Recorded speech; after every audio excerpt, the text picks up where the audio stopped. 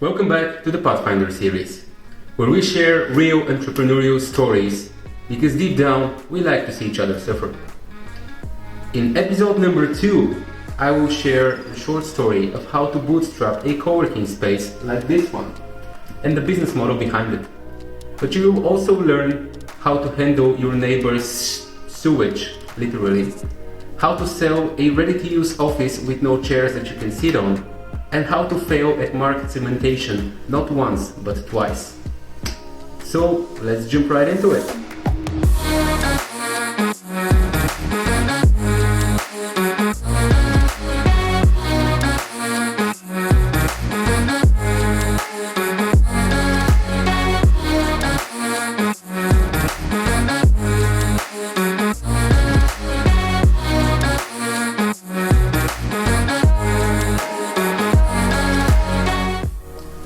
Alright, let's get down to basics. What is a coworking space? A coworking space is pretty much a shared, ready-to-use office with a community of like-minded people. Coworking spaces come in various shapes and forms, but the ones that are most likely to succeed are the ones that create engaged communities of different disciplines. So IT, marketing, design, and so on. You combine all those people under the same roof, and that's where magic happens. We'll dive into the business model of coworking spaces in just a bit, but before that, if you plan to open your own coworking space, the first thing you need to consider is location and in what type of building is your coworking space going to be in. So you pretty much have 3 types, as in any city. You have commercial, residential, and industrial. So the most common option for coworking spaces are commercial buildings. They were actually suited to be office spaces, and they are preferred by many companies. They take very long-term leases so that they can bring the rent down, and then they sublet it to smaller companies like you and me and freelancers and entrepreneurs at very flexible terms, like starting from just a couple of hours or a day, not 10 years. The second type is industrial buildings. 2 of the biggest coworking spaces here are in industrial buildings, old decommissioned factories. They get much cheaper rents, it's like 3 times cheaper. The con is that they need huge upfront investment of capital. The third option, and the one I chose, is actually residential buildings, so offices in residential buildings. The major plus is that you get cheaper rents than commercial and cheaper costs in general, but you have to tailor to a niche audience because not all companies will choose to be in residential buildings.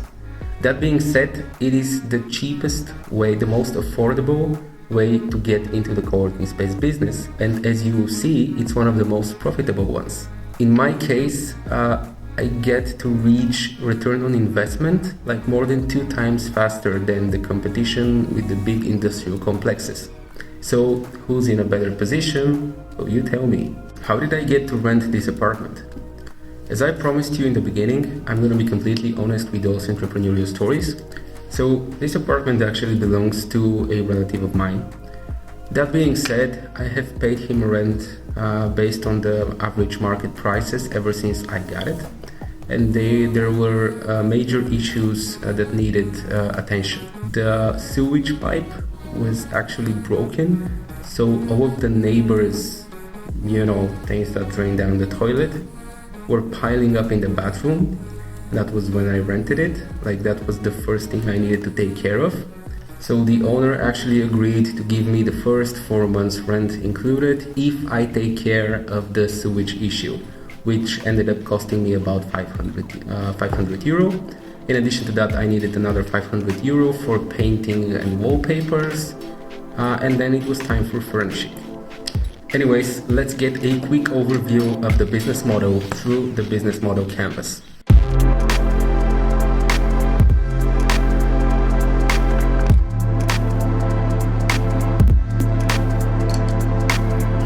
So, as we discussed, the major benefits of coworking spaces are as follows, and those are our value propositions. So first of all, they are ready to use offices, so you don't need any initial investment. You just pick a plan that works for you, whether it's hours, days, months, years, whatever.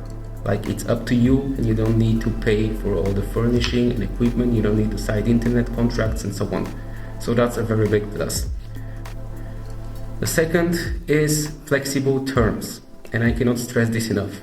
As a small company, you cannot rent space in commercial office buildings for 5 years. Like, you don't have the capital, you cannot afford the risk, and you don't know how many people you have the next month. The third and probably the most important factor is the community. So co-working spaces have this magical formula of bringing people together and engaging them. And the co-working spaces that have engaged communities actually produce the coolest stuff. And finally, culture.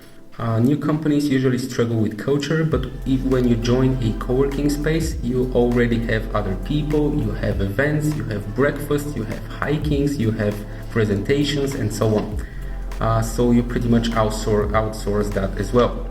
And that makes co-working spaces amazing for a variety of audiences. One of them is micro companies. So those are companies that are 3 to 10 people in size. So for them it doesn't make sense to have their own office where they would isolate themselves. And in order to grow, they need other people in their network. So co-working spaces make perfect sense.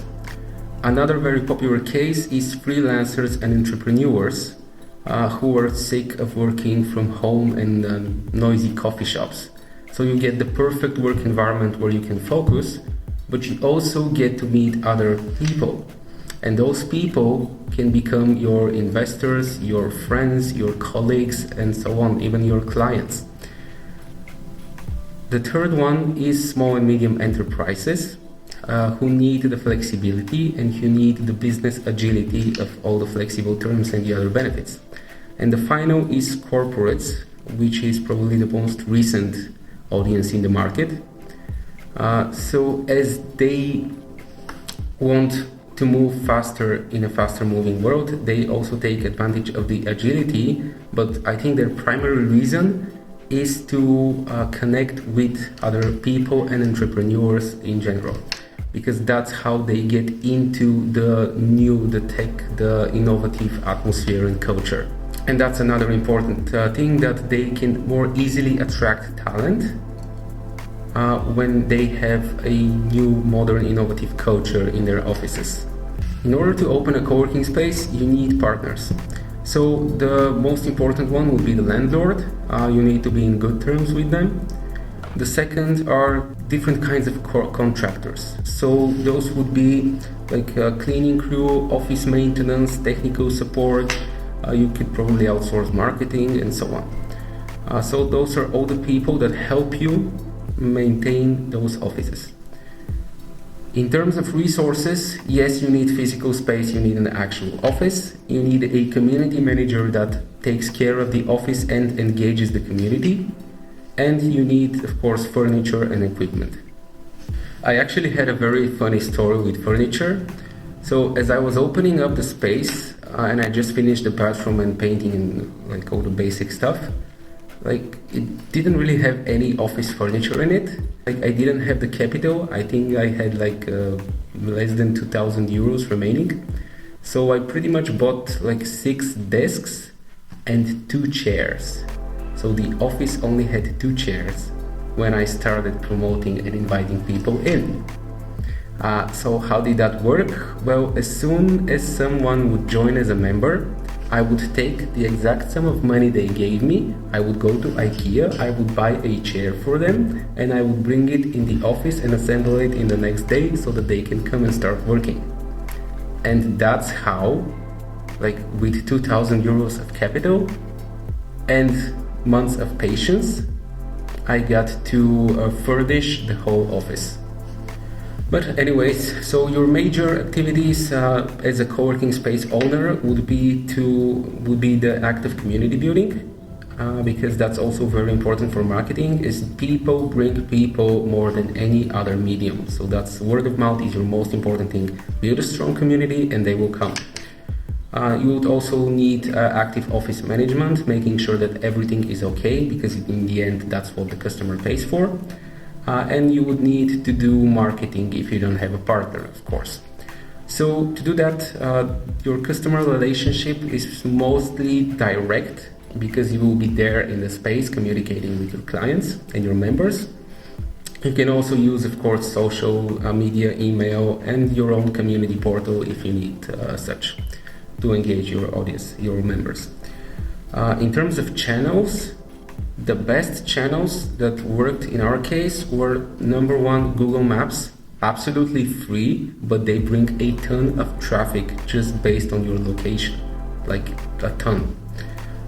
Second would be social media, where you can advertise cheaply and expand your audience. Website is good, probably at a later stage. You don't need it. Like we made our website like 1 or 2 years down the line, because Google Maps and social media were just enough.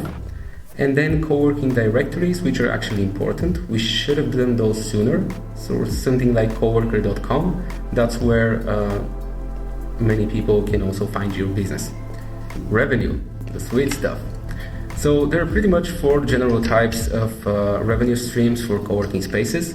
The first one would be a flexible desk or flexible membership. That means that you don't have a dedicated desk in the office as a member. You just sit and work whenever there's a free spot or you feel comfortable. The second common type is dedicated desks. That means that you have your own desk and you can actually put your own stuff and no one will touch it. That works for many freelancers and entrepreneurs as well. The third type is the private office. So in a huge shared space, you probably have a private room or an aquarium where you and your team can be separated, slightly isolated from the rest, but you're still in a shared office. And last but not least, all the extra services that you can offer, and that can be mailing, food and drinks, locker rooms, and all sorts of like massages and stuff like that. You can go wild in here. Concerning the cost structure of running a co-working space, there are 3 major categories. You have the rent for each location. You have each location's expenses. So that includes electricity, heating and cooling, water, the building expenses, which are actually cheap in residential and very high in commercial and industrial. Also, electricity is also cheaper in residential. You have electricity bills. You need a coffee contract because coffee is good to also be included in the price. You have a cleaning contract. You have to bring all the essential supplies, like from the toilet paper to the soaps and so on. You need to provide printer supplies, insurance for the office, and security. So those would be your major expenses on a month-to-month basis. The third cost category is company expenses. So that would include any salaries for example, a receptionist, a community manager, or so on. You would also need to pay accounting, legal, marketing costs, and probably even a co-working management system if you plan on using one. So that's pretty much the business model of a co-working space. And now you have an in-depth overview of how the business works. So here are all the mistakes that we've made, and we've sure made quite a lot.